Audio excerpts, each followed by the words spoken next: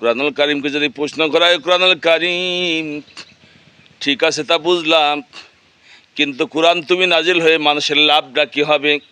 কুরআনুল কারীম সঙ্গে সঙ্গে জবাব দিয়ে বলে দেয়, তুখরিজুন নাসা মিনাজ যুলুমাতি ইলান নূর। আমি মানুষদেরকে অন্ধকারাচ্ছন্ন অবস্থা থেকে আমি আলোর পথ দেখাবো, এই জন্য আমি কোরআন নাজিল হয়েছি।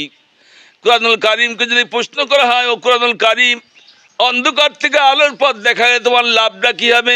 কুরআনুল কারীম বলছেন, কুরআনুল কারীম ঠিক আছে বুঝলাম, কিন্তু কোরআন তোমার কাছে আমার প্রশ্ন, তোমার কাছে আমার জিজ্ঞাসা। কোরআন তোমার রবের কাছে সবচেয়ে পছন্দনীয় ধর্ম কোনটি বলো তো দেখি, কোন ধর্মটা পছন্দনীয়? কুরআনুল কারীম সঙ্গে সঙ্গে জবাব দিয়ে বলে দেন, আদ-দীনু ইনদাল্লাহিল ইসলাম।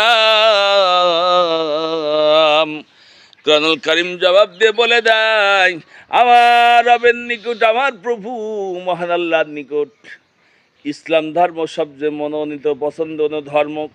কুরআনুল কারীমকে যদি প্রশ্ন করা হয়, কুরআনুল কারীম ঠিক আছে তা জানলাম, কিন্তু কুরআনুল কারীম তোমার কাছে আমার প্রশ্ন, তোমার কাছে আমার জিজ্ঞাসা, কোন জাতি তোমার কাছে পছন্দনীয়? সঙ্গে সঙ্গে কুরআনুল কারীম জবাব দিয়ে বলে দেয়, হুয়া সাম্মাকুমুল মুসলিমিন।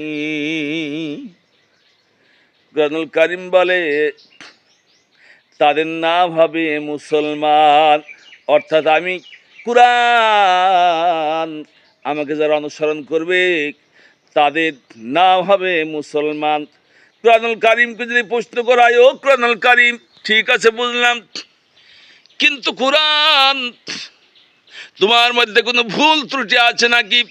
কুরআনুল কারীম সঙ্গে সঙ্গে তারা জবাব দিয়ে বলে দেয়, ওয়াইন কুনতুম ফি রাইবিম মিম্মা নাযালনা আলা আবদিনা ফাতু বিসূরাতিম মিন মিসলি ওয়াদউ শুহাদাকুম মিন দুনিল্লাহ